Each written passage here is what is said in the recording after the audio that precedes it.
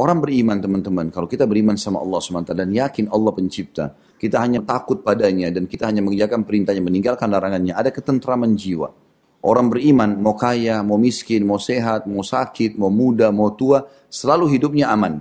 Dia merasa aman. Karena dia tahu ada Tuhannya, Allah Subhanahu Wa Taala. Dia kalau sehat, atau dia lagi kaya, yang ciptakan dia Allah, yang memberikan kesehatan dan kekayaan Allah, yang bisa mempertahankannya hanya Allah. Kalau dia sedang kena musibah, sakit, ada masalah, yang ciptakan dia Allah, yang ciptakan penyakit itu Allah, dan yang bisa menyelesaikan, menyembuhkan dia hanya Allah. Nggak ada yang lain. Maka dia selalu tenang dalam setiap keadaan. Beda dengan orang-orang yang kafir kepada Allah. Mereka justru bingung, apa jalan keluarnya? Kadang-kadang dokternya disalahkan, kadang-kadang ini fulan disalahkan, sebab-sebab akibat semuanya disalah-salahkan. Kalau orang beriman tidak. Bahkan kata Nabi SAW sederhana. Kalau kalian sudah ditimpa sesuatu, katakan qaddarallahu wa ma syaa fa'al. Allah sudah tentukan dan Allah takdirkan yang terbaik. Lalu kemudian kita disuruh mengucapkan, jangan kalian buka pintu lau kalau seandainya. Karena kalau seandainya membuka pintu-pintu syaitan. Orang beriman teman-teman di muka bumi ini targetnya kebaikan selalu. Dia tahu dari sedekah, jenguk orang sakit, bakti orang tua, apalagi nih kebaikan terus. Dan dia berusaha menjauhi semua dosa. Karena dia tahu ada hukumannya. Dia jauhi zina, dia jauhi riba, dia jauhi bohong. Karena dia tahu ada ancaman-ancaman di situ. Allah menyebutkan ciri ahli surga sekarang. Orang patuh akan masuk surga. Dia akan minum dari air kafur, mata air yang mengalir di semua surga nantinya. Allah mengatakan ciri mereka kalau masuk surga adalah ayat 7. Yufuna bin nadhri wa yakhafuna yawman kana syarruhu mustatira. Mereka selalu menunaikan nazar-nazar mereka. Kalau ada yang mereka tekadkan, mau dikerjakan, mereka kerjakan. Dan mereka takut tentang adanya suatu hari yang azabnya merata di mana-mana. Maksudnya ada hari kiamat. Orang beriman takut. Kalau dia berbuat zina, dia takut. Dia bohong, dia takut. Dia riba, dia takut. Karena di akhirat ada hisab.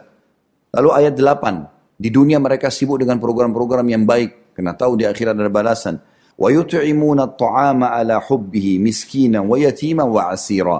Dan mereka sibuk memberikan makan yang disukainya kepada orang miskin, anak yatim, dan orang yang ditawan. Ini perlu digarisbawahi ya. Jadi ayat Al-Quran ini menjelaskan kita dianjurkan memberi makan kepada orang, memberikan sesuatu kepada orang yang dasarnya memang itu disukai. Jadi jangan kita memberikan makan kepada orang, ini kan makanan saya nggak suka, kasih aja orang. Bukan itu yang dimaksud. Tapi bagaimana kalau kita makan di satu restoran, makanannya enak, cocok, maka kita memberi makanan yang sama kepada orang lain. Contoh kita makan di restoran, nyaman, enak, cocok. Misal satu porsi harganya, kalau dalam rupiah misalnya 100.000 rupiah. Kemudian dia beli makanan porsi yang sama, menu yang sama, dia kasih kepada orang miskin di pinggir jalan. Itu yang dimaksud dalam ayat ini. Bagaimana dia mengejar yang terbaik untuk itu.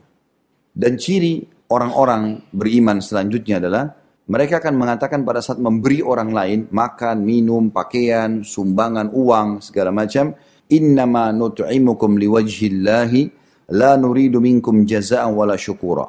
Sesungguhnya kami memberikan makan kepada kalian hanyalah untuk mengharapkan keridhaan Allah. Kami tidak menghendaki balasan dari kamu dan tidak pula ucapan terima kasih. Jadi seorang ahli surga teman-teman sekalian, orang yang beriman kepada Allah, kalau dia kasih kepada orang, orang itu langsung pergi, tidak ucapkan terima kasih, itu target dia. Memang dia justru tidak menunggu terima kasih itu. Karena kapan dia katakan terima kasih, ini berbahaya. Mungkin kita bisa jadi riak. Atau mungkin ada orang digoda syaitan, begitu dia kasih, lalu orang itu langsung jalan. Dia mengatakan orang ini nggak tahu terima kasih. Atau dia memberikan makanan kepada tetangganya, ternyata tetangganya mengembalikan piring itu kosong. Maka dia mungkin merasa jengkel atau sakit hati. Kenapa orang ini tidak membalas? Padahal sebenarnya ciri ahli surga bukan begitu. Memberi tanpa mengharap balasan. Ada istilah dalam agama kita teman-teman, karim namanya. Karim itu orang yang mulia. Dermawan tapi mulia. Karim sifatnya Allah akramul akramin. Zat yang sangat mulia. Karim artinya memberi tanpa mau minta balasan. Pokoknya dia bantu saja. Islam memang mengajarkan kita begitu. Tugas kita selalu menghubungkan kehidupan kita dengan sosial. Kalau kapitalis beda pemikiran mereka. Kapitalis pikirannya bagaimana dia membantu dan apa yang dia dapatkan. Apa yang saya beri harus dibalas. Kalau Islam tidak mengajarkan itu. Kita memberi dan kita tidak menunggu balasan. Kita berharap balasan dari Allah Subhanahu wa taala. Seperti itulah. Jadi tidak bisa terpisah antara kehidupan seorang muslim dengan sosialnya. Termasuk misalnya seorang pedagang. Tidak selamanya pedagang itu mengambil keuntungan dalam Islam, tapi ada saatnya di mana dia membantu orang lain. Abu Hanifah rahimahullah, beliau seorang pedagang sutra terkenal di Irak. Orang kaya raya Abu Hanifah, seorang imam madhab, pernah membeli 10 lembar kain sutra dengan harga yang bagus dan dia juga sudah jual. Rupanya ada satu ibu datang, setelah dia beli beberapa hari dan sudah laku beberapa buah, ibu itu mengatakan, saya punya uang 30 dirham. Saya mau beli kain sutra. Ada nggak kain sutra dengan harga 30 dirham? Kata Abu Hanifah, ada. Padahal sutra itu biasanya paling murah 100 dirham. Abu Hanifah mengatakan ada. Silakan ambil ibu. Ibu itu bayar dengan gembira lalu diambil. Tapi ibu ini faham. Dia bilang, wahai imam. Imam ini kalau kita guru ya. Dia tahu ini Abu Hanifah. Bagaimana bisa anda menjual kepada saya kain sutra dengan 30 dirham. Sementara jelas-jelas harga sutra mahal. Saya sudah mutar ke sana sini. Tidak ada saya dapatkan. Kenapa anda jual kepada saya? Kata Abu Hanifah, alhamdulillah. Saya beli 10 kain sutra. 9 sudah laku. Tinggal 1. Dan ada seorang muslimah yang butuh itu. Maka saya kasih. Bukan cari keuntungan, tapi membantu seorang muslim. Ada kejadian di Saudi kemarin, kejadian nyata. Seseorang punya toko selimut. Selimutnya itu paling murah 200 real harganya. Paling murah. Kalau dalam rupiah mungkin 600 ribu rupiah. Ya. Maka pemilik toko ini melihat ada satu orang masuk, orang miskin. Masuk bajunya agak tua, lalu dia mengatakan kepada pegawai-pegawai di situ, saya mau membeli selimut. Uang saya 100 real, saya mau 4 selimut. Buat saya, buat istri dan buat anak-anak saya, 2 orang. Musim dingin, dingin sekali.